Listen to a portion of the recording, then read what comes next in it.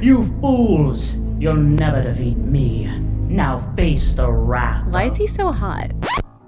What? I think it's just that epic miniature. It's really doing a lot for me, too. Yeah, maybe. But he's also kinda... Silence!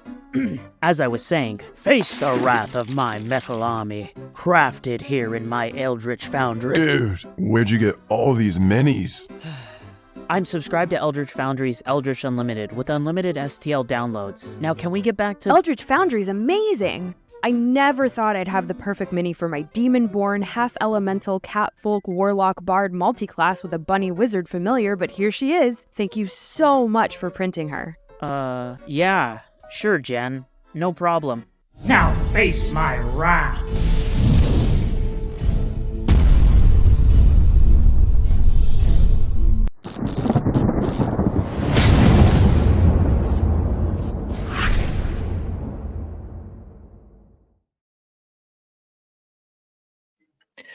Good evening. Welcome back. Derek pokes me in the eye. Welcome back to Abomination Vaults. As usual, we'll slide smoothly into one of these intros. It's been a while. We missed our last session because it was convention season. So welcome back, everybody. How have you all been? I never went to convention, Steve, but I'm great. Thanks. I didn't catch COVID. I went to 2 conventions and didn't get sick. It's a miracle. That is a quite miracle. impressive. It's almost like winning the lottery, really. There should be a badge for that. There should be. There really should, especially because Gamma, I got COVID every year since, 2020. So I survived. Woo! And so Mike is not with us this week. Mike, who We are a plays man Ariel, down. our druid. We are a man down. He did catch the convention flu. Not COVID yet. He was not so lucky. Yeah. So we are joined tonight by our guest, who was joining us anyway. It's just Mike is missing, but we're joined by our guest tonight, Alan from Tomorrow and Type 40. Welcome. Hello. Thank you for joining us so early in the morning. I am 67% awake. That's 5% more than Dave normally. Well, yeah, there we go. I forgot this is the Insult Me show. Yeah, yeah, this is the Insult You show. That's right. Yeah. So Alan is Australian, despite the accent telling us otherwise. And you make things, and the things you make are amazing. Thank you. And I believe you first caught sort of everyone's attention with the Doctor Who stuff you did. Is that correct? That is correct. Yes. Yeah. I used to be the person that built full-size TARDISes and travel around Australia with them here. Back in the day, it was great fun. We met a lot of fun and interesting people. Yeah, I bet. And then you branched out into doing Pathfinder stuff, and your recent Kickstarter was actually the Wayfinder, which is the Pathfinder Society symbol. And I've got some photos here that I'm going to attempt to add to stage. Wow. Yeah, it is amazing. So why don't you describe it for us, Alan, please?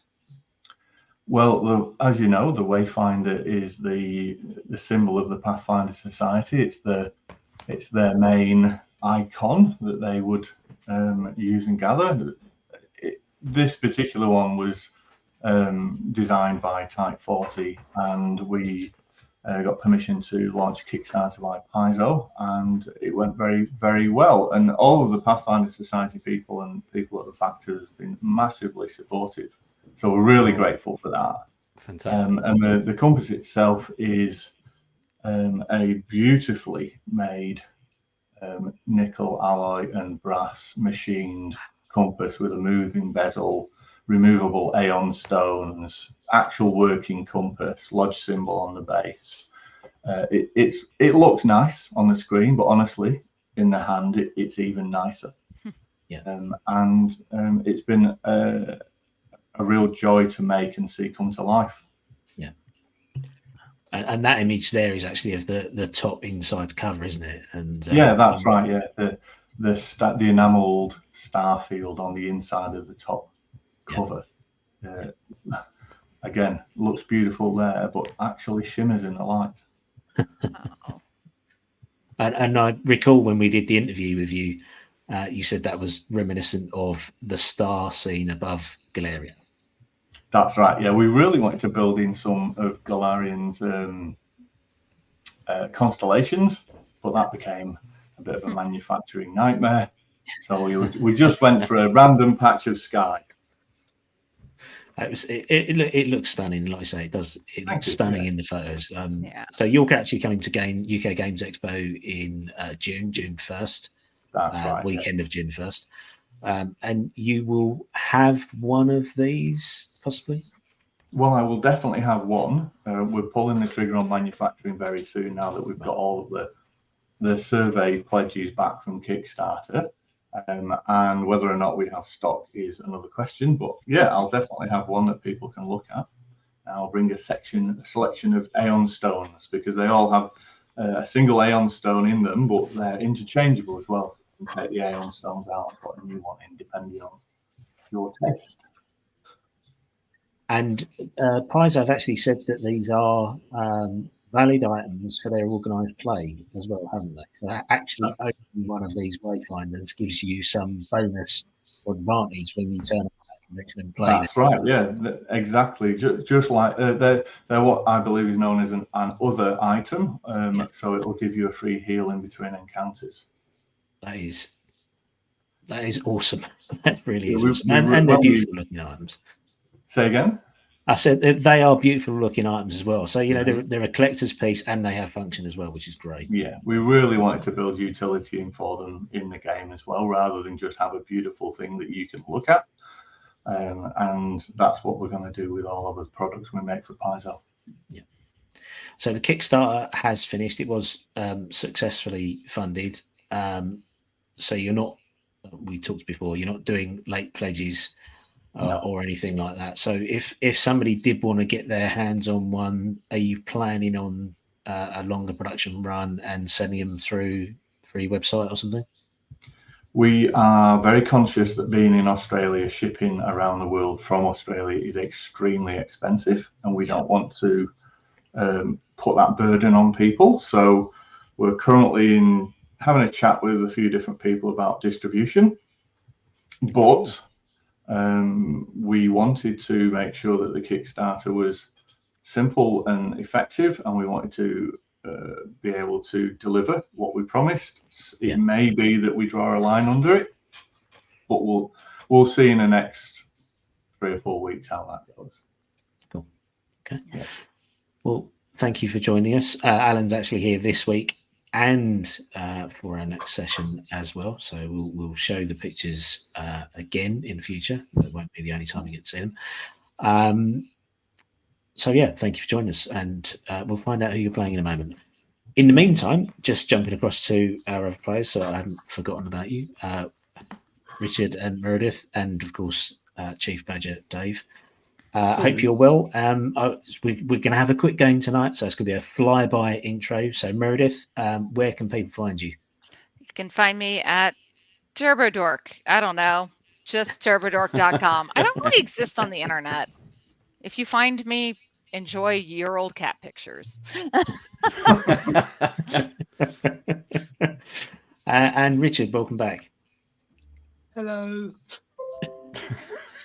Where can people find you, other than buried in 3D prints? Yeah, wow. People can find me on Instagram, Facebook, Etsy, with a band of badges and Dragonboard Industries, and I am your one-stop shop for all your 3D printing needs. Cool. Nice. And of course, Dave, Chief Badger, where can people find you? I'm right here. Yeah. You got a problem? Come and have a chat. I'm right here. I don't exist anywhere else. Yeah, bring it. Come on. Yeah. Dave me in is the the Badger AI. Right, so normally at this point I'd hand out hero points, but don't have to because you never bloody spend them anyway. So you've all got 3. Maybe this evening we'll get into some sort of encounter where you might remember that you own them and actually use them. I'll take your token down now then. Yeah. I was loading them up. So we have 3 now, do we? We have Do 3 we? of these. Okay. Yeah, you have Gorgeous 3. All things. right. There we go. I'll reload then.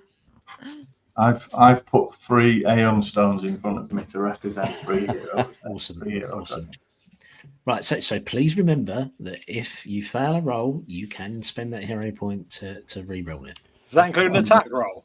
It includes an attack roll, yes. Yeah. Yes, or a skill roll or a saving throw. Attack Can roll we is do more it? important right now. Can we do it to block a GM roll? We'll take that under advisement during the game should the situation arise. You suddenly attack us with a nat 20, and I can go no. We'll see how critical that might be. I'm not going to say an instant yes on that one because I don't want to nerf. I mean, I've effectively got 12 chances of being nerfed. Pretty much, yeah. Yeah, so we'll take it under advisement based on the criticalness of the situation. But as Baron Snowhand says there, we'll be too busy screaming. We probably will be because I know what's coming next. So that leaves me only to ask: are you ready to play? Yeah. Yes. Okay, let's roll V2.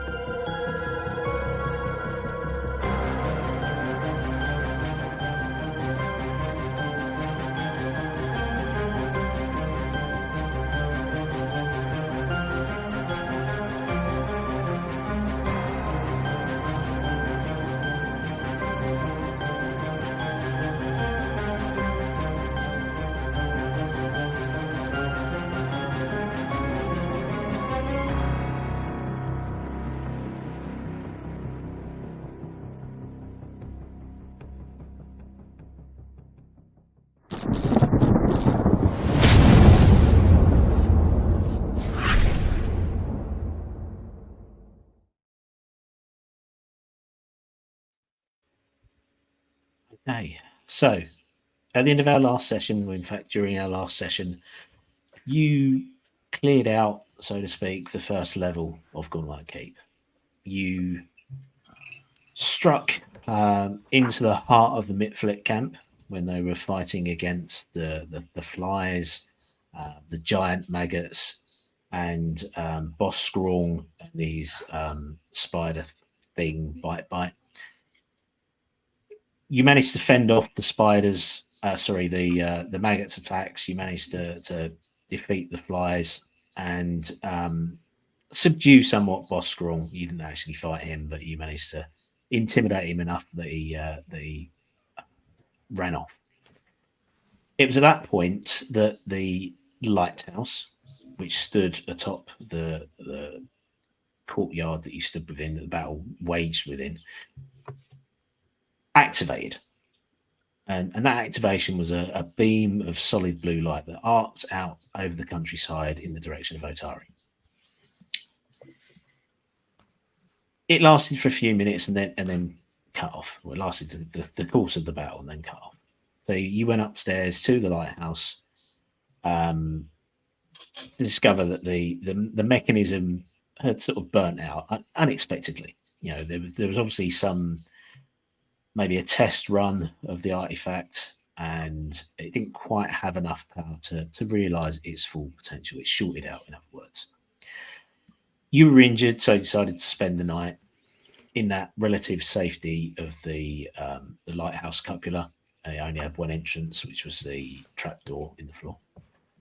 And you each took turns guarding, and during third watch, so the early hours of the morning, Aramil wakened you and reported that over on the horizon, towards the southeast, the direction of Otari, He could clearly see flames burning on the horizon and smoke, pillars of smoke rising from what looked like to be Otari Town. Considering you are about 6 miles away, 10 kilometers away, it was definitely in that direction. That is the only thing in that direction. I'm going to assume that you all leave the lighthouse and head back to Otari to try and figure out what has happened. Yes. Being the heroes that you are, obviously. Yeah, there's no waiting. So Aramil announces that he is going to stay at the keep. He wants to explore some more. Now that we've safely cleared out this first level, he wants to explore some more and try and track down what's happened to the Crooksnooks band, Logan and his companions, who you hired by Yasmina to find. So he stays behind, and the three of you jump back into the boat that's tied up at the dock still, head off across the swamp, and quick-foot it back to Otari. So the map of Otari is up on Owlbear if you want to look for reference, but you will be approaching Otari along this path, past the Circle of Stones pond, and then you'll head back round into town across the bridge. The same route that Aramil took during session 1, and each of you took when you arrived in town. As you arrive at town, dawn is just breaking. The first rays of sunlight are arcing across the sky to the east. And ahead of you, you can see 3 people in tense conversation. Dared, you recognize all 3 of them because you are a native to the town of Otari. The first is a corporal of the town guard, a guy named Cooper. And he would appear to be reporting to his 2 superiors. So one of the guys standing there is Captain Ladris Longsaddle, who is captain of the guard, and somebody who the party knows fairly well. He accosted Aramil, particularly when Aramil arrived in town. And the last person is Mayor Osif Menhims. So he's a powerful businessman in town. He owns 3 of the lumber businesses. He runs the log flume and the water wheel, and he has quite a large estate in town. He's a well-known figure and obviously mayor. He wields both money and power. You can clearly hear that Cooper is reporting the current state of what is going on. He reports that there are zombies walking the streets. The town guard have managed to halt the advance somewhat, but they've lost complete control of the town, the southern end of the town. Those zones are closed off to them. They are basically holding down a line. They are allowing survivors out, but they can't get any further. They're making no inroads into that southern area. That southern area includes the Crooksnook, that you know well, and the Dawnflower Library. From Cooper's report, the Dawnflower Library looks to have been completely destroyed. And indeed, you can see large flames coming from that section of town. He also reports that the dead where they have fallen, where they've either been defeated by the town guard or defeated by townsfolk in trying to protect themselves, they're starting to rise once again. Now, he hasn't seen this himself, but he's heard reports come back to him from multiple sources. The source of all this, he says, appears to be the churchyard, which sits atop the cliff face above the town. So again, Dared, you know this well. There is a large and ancient church. It was built around the founding of the town. And these cliffs sit about 70 to 100 feet above the Dawnflower Library. And it's from there that Cooper is reporting That's where the dead are coming from.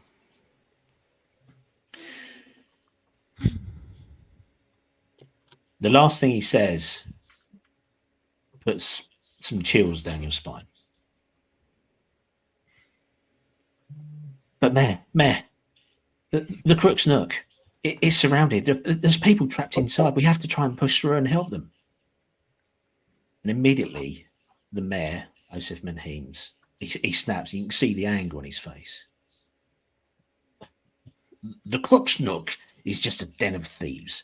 It contributes nothing at all to this town. Let them fight their own way to safety. Yaz has no respect. I'm sorry, who are you to interrupt me?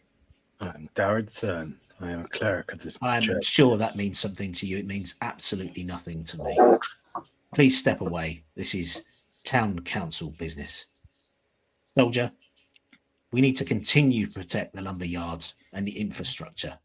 Please understand that if this town is to come back from this disaster, we're going to need... if you're to recover your gold.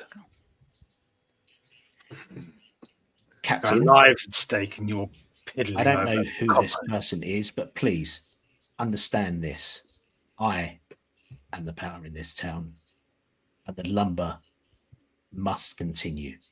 The commerce must continue. Contributing members of this society should be allowed to flourish. If Yaz has no respect from the law, why should she benefit from our security? And with that, he turns and storms away. Darragh Kingsman, we have to go help them. I'm Agreed. not going to leave them to this. And Lex takes a look at the human fighter that the mayor was talking to and just gives him an absolute look of disgust. So as the mayor turns and leaves, I'll put my hand on his shoulder and say, "Don't worry, I'll look after these three."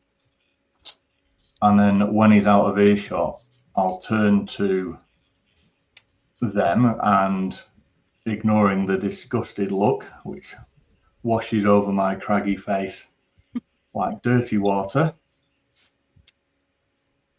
they might be thieves, and Yin-Samara might be the worst of them, but the families in there, they do not deserve to be dragged down by these horrors. At least you have some sort of decency within you. I live and breathe for this town, and the mayors come and go. Agreed. Lex offers her thanks. You've been here long. What is the state of things? It's grim. It's very, very grim. And there's nobody in this town that can lift a sword to these undead horrors. We're in a lot of need.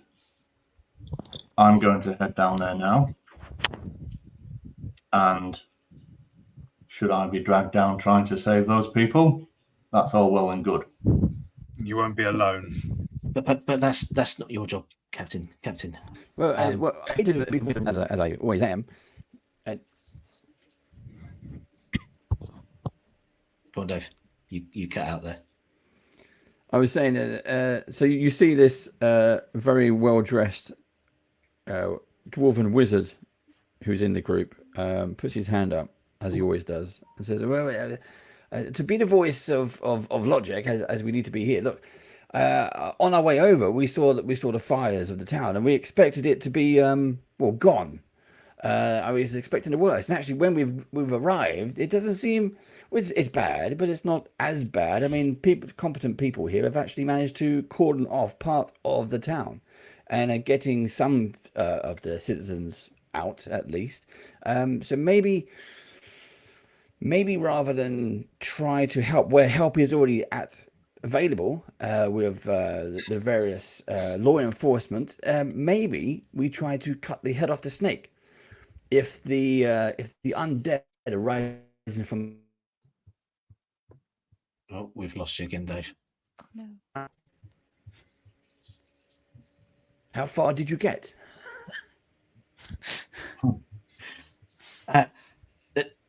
The old codger has a point. Sorry, what was your name? Me, Professor Kingsman. The professor has a point, Captain. It's not really your responsibility to lead into battle.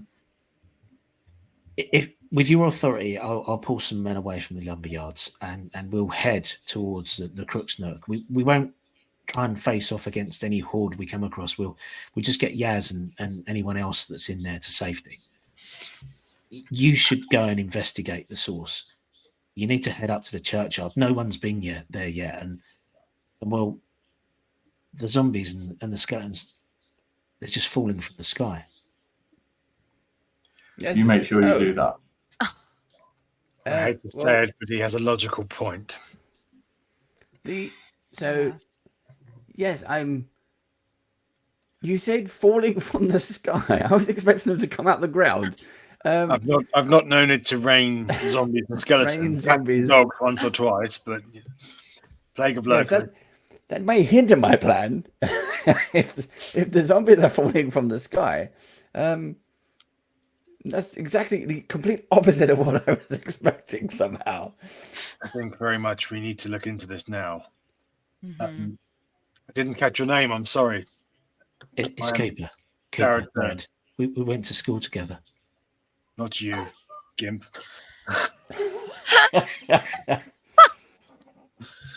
I look at Longsaddle. I extend my hand. I'm Darrett Dern. Longsaddle, captain of the guard here. Cooper, you make sure that gets done. Yes, sir. And with that, the corporal scurries away in the direction of the lumber yards, clearly intent on pulling men away from the mayor's control. Try and aid the town as best he can. So, Darred, you know there are two ways into the church. You can take the long road, which means leaving town and working your way west up the cliffs in a steady climb to where the church sits right at the top, the highest elevation. Alternatively, there is a set of stairs that's carved into the cliff face that climbs steeply up 100 feet to the top. However, that sits right in the south end of town, near the Dawnflower Library, where, which was just told you, that is effectively where they've lost control. It's in the most intense area of zombie construction. So it would be a sound idea to go the cliff way. It would be a less strenuous path. Yes. I think we should head on out and up the cliff face. Heading to the south end of town, as you said, is overrun. Yes, they've lost complete control there. Maybe we can, as Professor said, cut the head off the snake. You know your town best. You lead the way. I understand now. You mean that the church is on the cliff, and then the zombies are walking off the edge. That's why it's raining. At least we have the answer for one anomaly today. Took me a moment there when you said raining. I mean, they're like impossible. Lemmings. Yes, they're like lemmings. Yeah, undead lemmings. I've just got that music playing in my head now.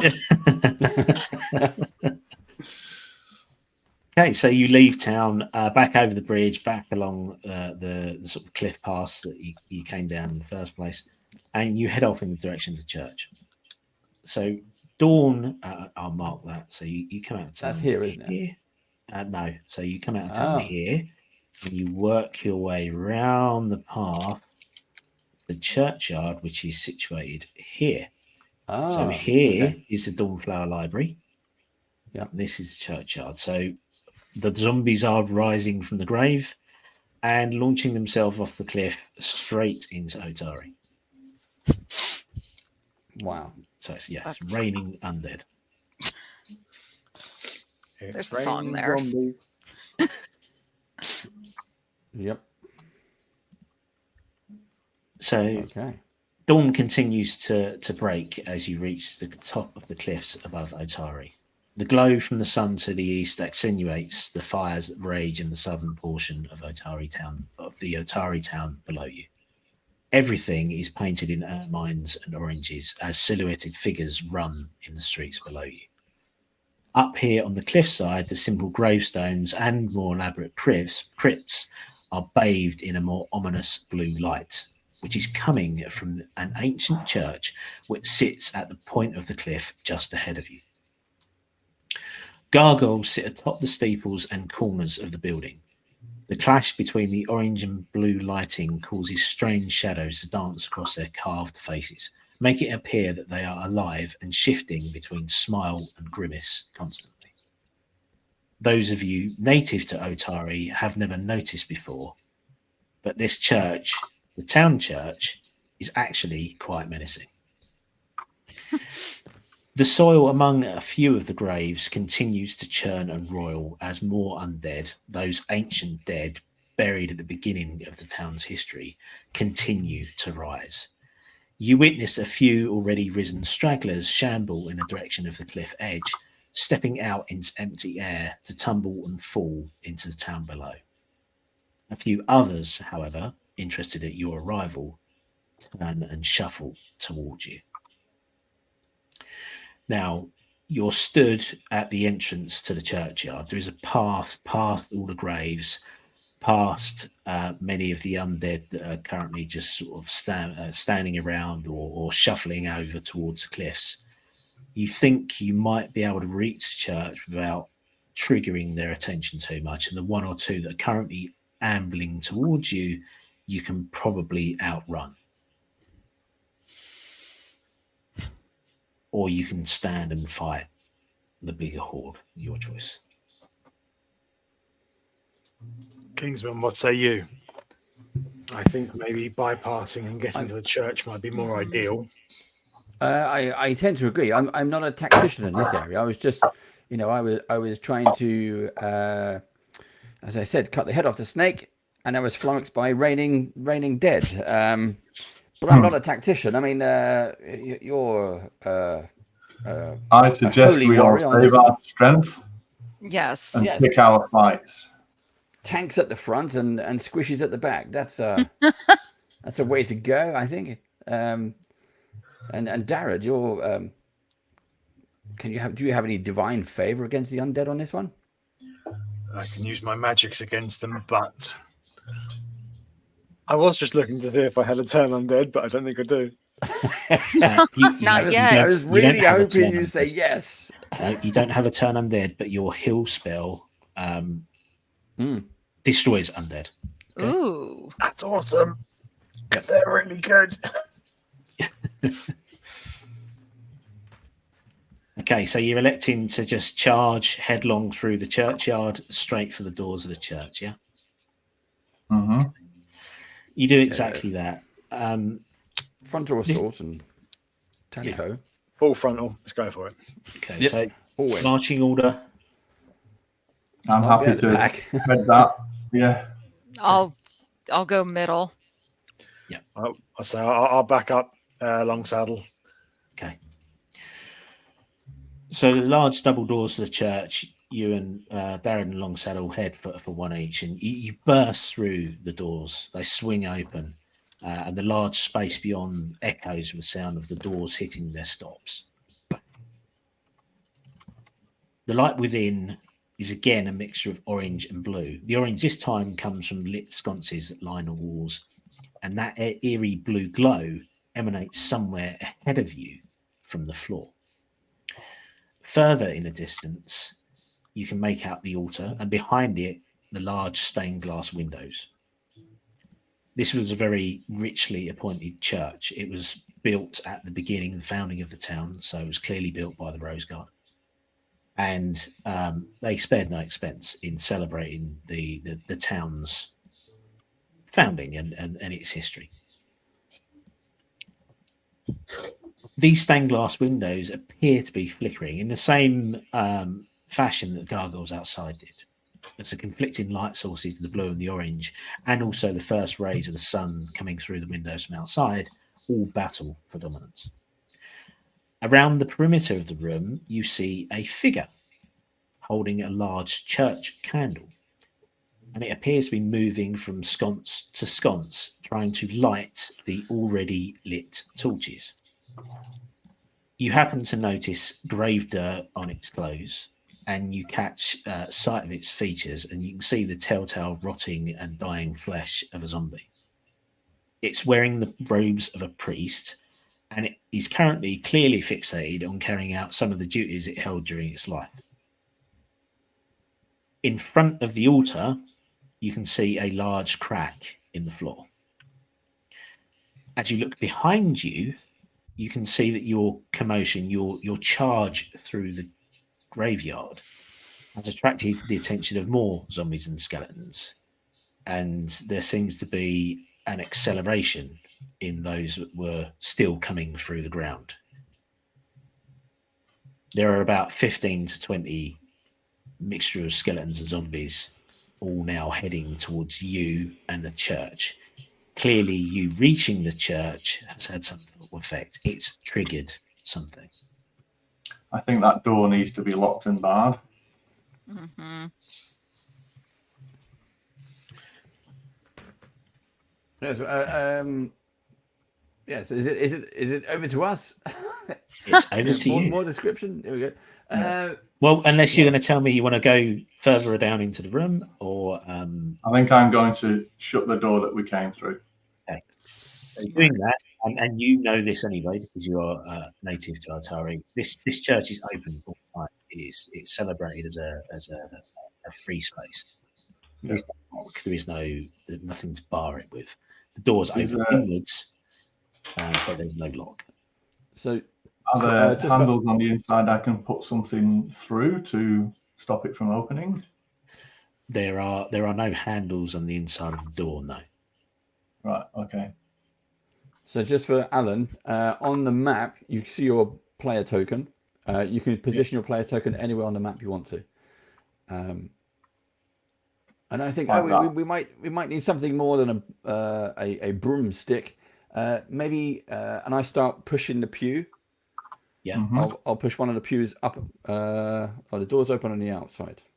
They open inwards. They open inwards. Oh, okay. So I'll push a pew up to it. Okay. And if they open inwards towards us, I'll break off a wedge of wood and wedge both of the doors under the bottom. Perfect. Yeah, you can do that. Yeah. I'll keep an eye on the undead priest. Okay, so the undead priest just appears to be moving from sconce to sconce. He reaches up repetitively with a candle and tries to light the already lit torch.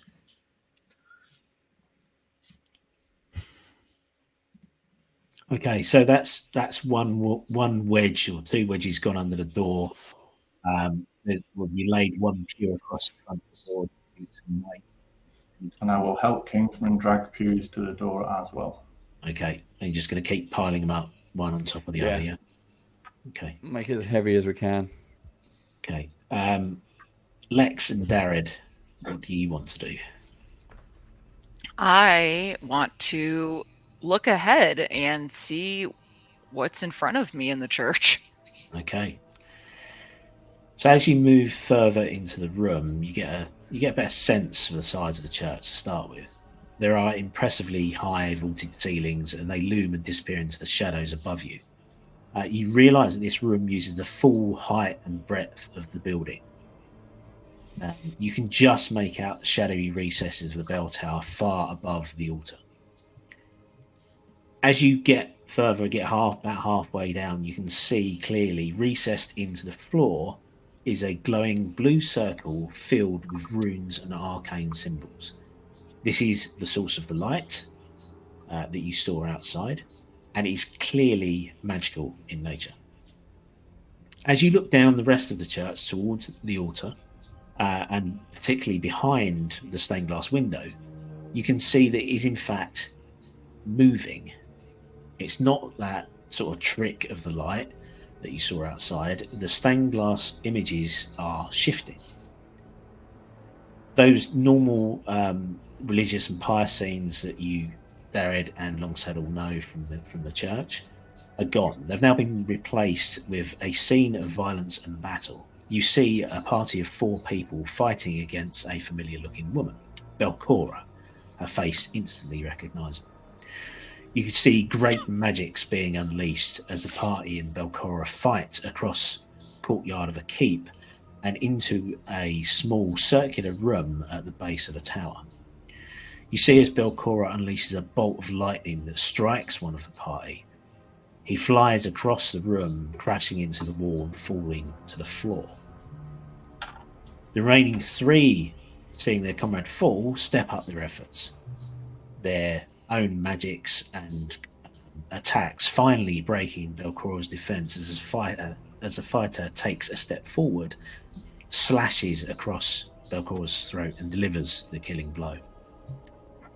This scene blurs and focuses now on Belcora's fallen body as the blood seeps from the wound and stains the floor of the circular chamber. And then you see a familiar blue ghost rise. It screams in silent rage, the silent scream that you saw in each of your nightmare dreams from session 0. And then it flies up out of view. The image fogs a final time and is replaced by the image of an elven male. And underneath that picture burns the text. And I've just pressed the wrong button. Still I serve. I will just put up what that image looks like. So that image appears as a final image on the stained glass window with the words below it, still I serve. Still I serve? Yeah.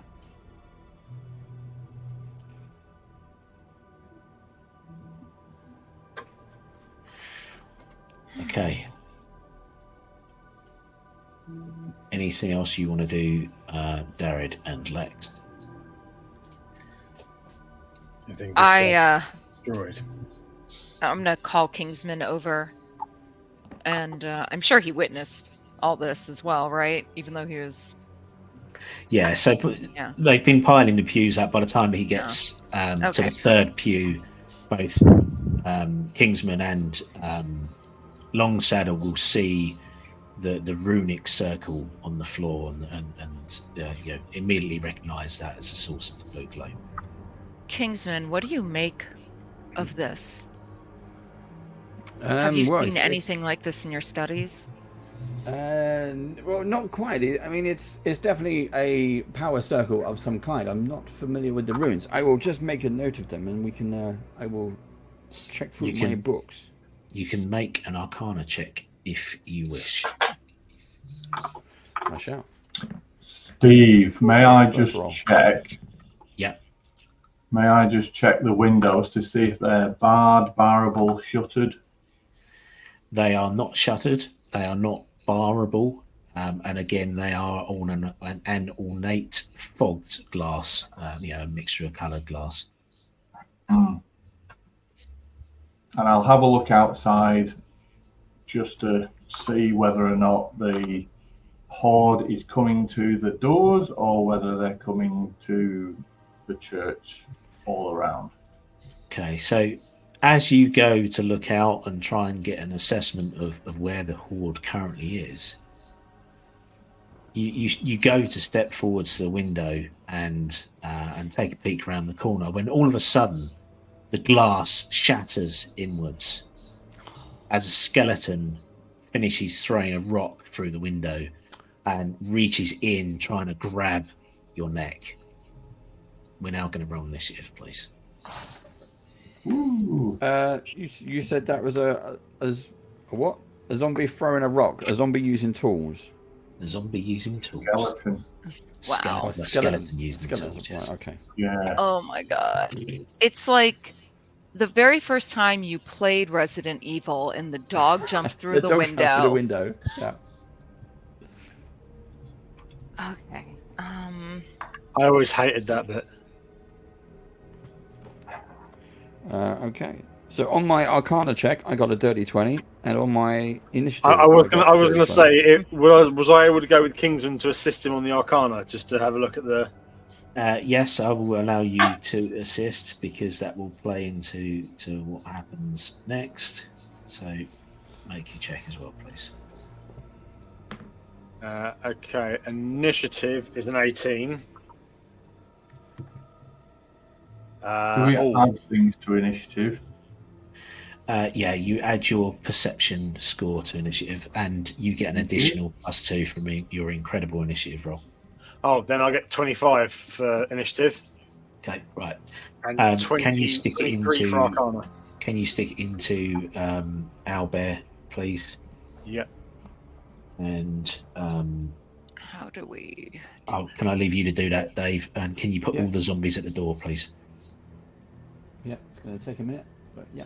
Yeah. Okay. Do I get or is it Darragh that gets +2? You say? No, you get +2 as well, Alan. Okay. As well as your perception. Yeah. So when you say the zombies at the door, the ones outside the walls or new zombies? Sorry, I thought those skeletons. So let me move those over. I'll do those, and then I'll move the skeletons down. And where would you like that initiative placing? Hey, if you tell me the number, I can put it in. Okay, 22. 22. Cool. There we go. Thank you.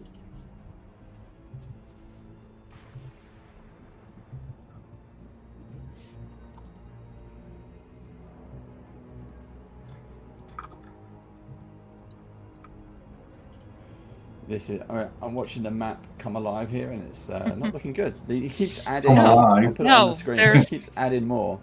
Too many things here. He's still adding more. Okay. Right. The good news is they're all outside. For now. For now. Now. Okay. So before we start the combat, can I ask Alan and Meredith to take their headphones off for 2 seconds, please? Yes. Yeah. On mute. Okay.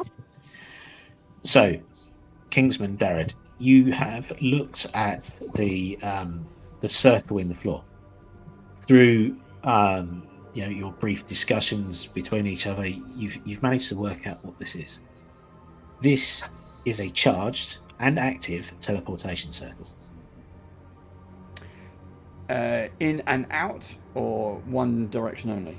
In and out. About. In and out. Right.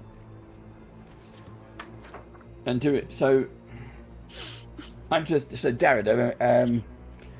So if this is in and out, where's the person who created this? Have they already gone? Who came in? And do we stand a chance of using it to get out? Well, we don't know where it's going to go, and are we hot on the heels and chasing the person who did this in the first place?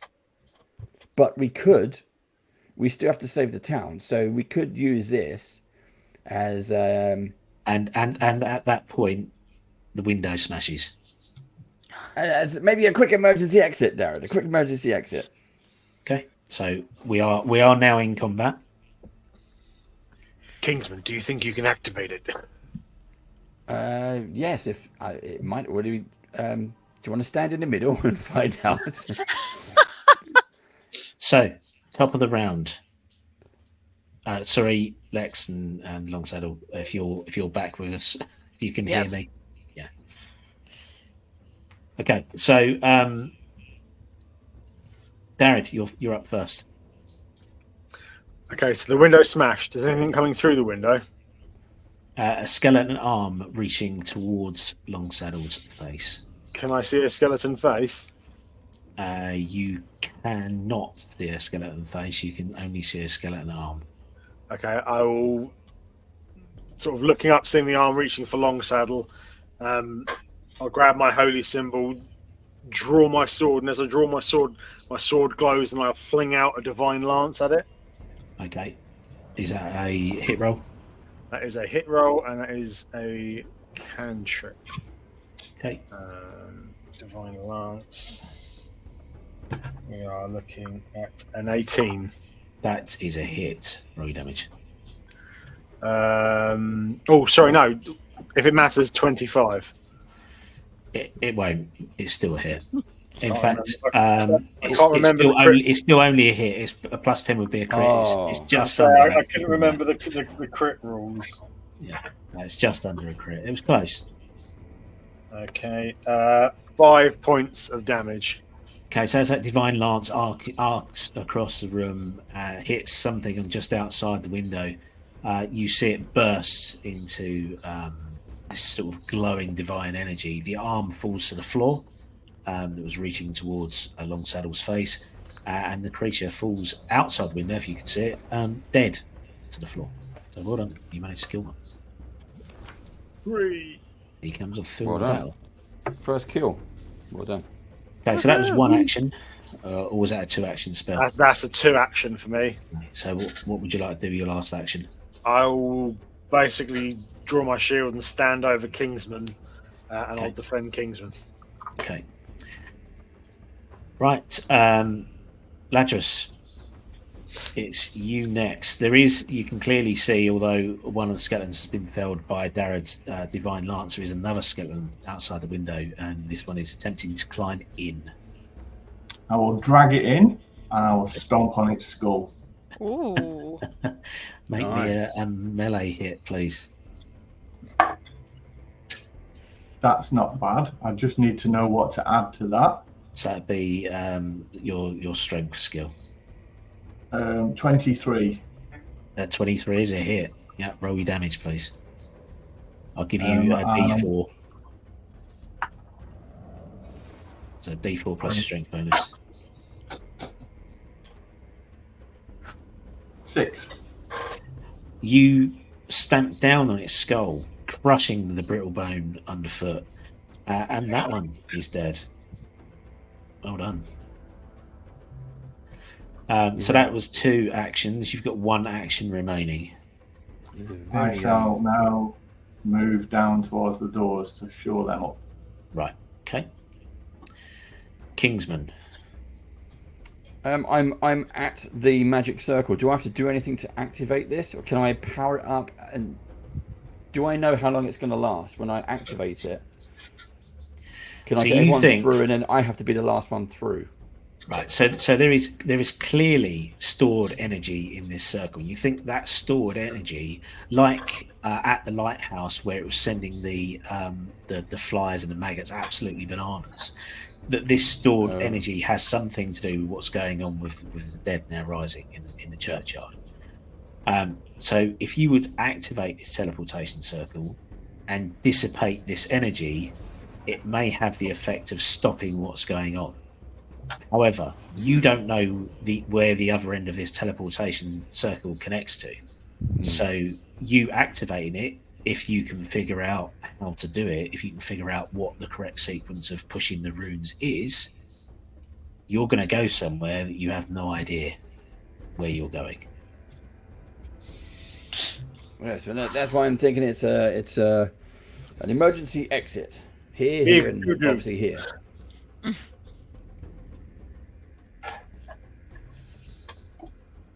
You think you can do it, but it's going to take 2 Arcana checks.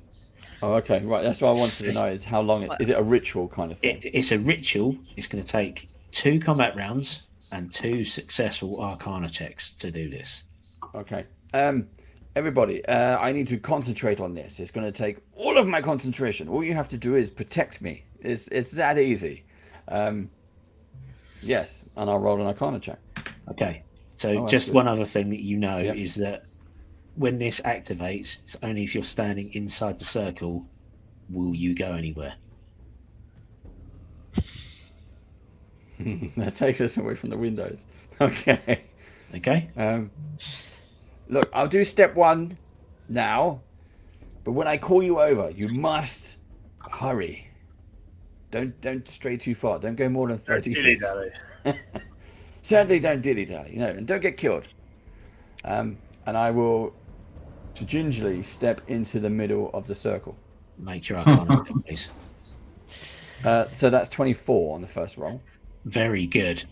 So you settle down, you sit in a cross-legged fashion, and you go into this Zen sort of mindset. And actually, the rest of you see that the energy that Kingsman now controlling make him levitate from the floor. So he's sat there in this sort of yoga pose, levitating on the floor, controlling all this mystical energy that's grounding from the floor to his hands and various different parts of his body. You've begun the ritual, and within your mind, you see the clear map of runes that you now need to concentrate on selecting in the correct sequence. So that's your turn over. Is it like red, green, blue? Okay. Yes. I remember the pattern. The Doctor Strange circles when he's moving it around with his hands in the air. It's that. Lex, you're up next. Okay. Lex is gonna move a couple spaces, staying outside of the circle, but protecting Kingsman. Now, here's a question: can she see the skeleton outside the window at her angle there? Yes, this glass isn't smashed, but yes, you can see a silhouette of a shape, humanoid shape outside. Oh man, I don't know. Well, you know what? I'm going to ready a crossbow, and I'm going to attempt to break the glass with my crossbow, and maybe even hit. So rotate it for me, please. Oh, brilliant! 19. Yep, that's plus a hit. 8. Oh wow, 19 plus 8. So that's 27. You crit. Yeah, well baby. Okay, cool. So 1d8 on damage, 2 on damage. Only 2, yeah. Yeah, only 2. Okay, so you smash the window, but you think by smashing the window, it took some of the force out of the bolt. It hits the skeleton, but the skeleton doesn't go down. It's injured, not dead. So that's one action. What would you like to do? We're gonna go to hit the skeleton again, and we'll take the penalty. So, that's a total of. Whoops! Oh, I lost it. What's 9 plus 8, 17. So minus no hit. No, that one flies out the window past the skeleton's head. So you have one more action remaining. Yeah, she'll just go again. 19. That is a hit. Well done. Yeah. So roll your damage, please. 6. That shatters the skull of the skeleton, and he collapses to a pile of bones outside the window. He's off the field. Well done. Okay, Yeah. More to go. We're getting there. This is easy. They're very fragile. We can do this. So Really like killing skeletons. the skeleton's round. You see the 3 windows on the west side of the building shatter instantly, and climbing inside are 3 more skeletons, one of which moves over towards Dared, one moves up towards Longsaddle, and the other one comes south towards Kingsman. They don't get an attack. They have used all their actions to do that. Longsaddle, at the doors, you hear pound, pound, pound as those doors begin to shatter. The wedges are holding at the base. The doors do not swing open, but there is a lot of damage done to the doors. Enough damage that 1 and then 2 zombies manage to climb through. Again, they cannot attack because they've used all their actions, but you notice the horde waiting just outside.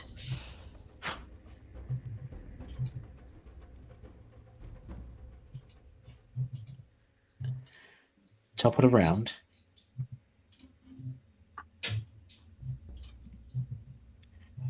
Unbeknownst to all of you, because you didn't notice,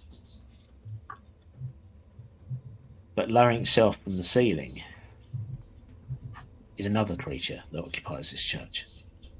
Not one of the zombies, not one of the skeletons. This creature is spider-like in its appearance. Oh, come on. Yeah. You did that for me, didn't you? For the spider. I did, yeah. It's slick, oily carapace, and spiky legs and tendril-like jaws. It lowers itself down next to you, Kingsman. Yeah. Cheers for that.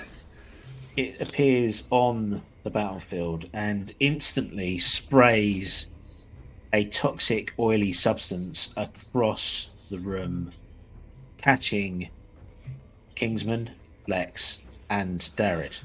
So can you make me reflex saving throws, please? A reflex. Kingsman, because you have currently put yourself into this Zen-like state, you have a -2 circumstance penalty, please. Okay. What did we say? Reflex. Yeah. Reflex, yeah. 15. Okay. I got Kingsman. I got 12. Okay. And Meredith. Sheila wants their dinner. Oh God, I hold on. 17. 17. Okay. So you all fail. Wait. Kingsman. Wait. Yeah. Yeah. I got Yeah. my point. I'm going to use my point. Yeah. Okay. Yeah. Go for it. Go for it. Mhm. Okay. There you go. 24. Come, stop. Oh, that was even worse. Magic. Okay. That was worse. That was a Right. 7. That was a 7. So Kingsman, what did you get in your second go? I haven't done it yet. Right, hold on. That was worse. Okay. Got Right, 9. what did you- 9. Yeah. And Darren. 24. 24. Okay. Can we So Darren, keep you spending? pass. No, that's it. Oh. Darren, you take 3 points of damage from the toxic oil. And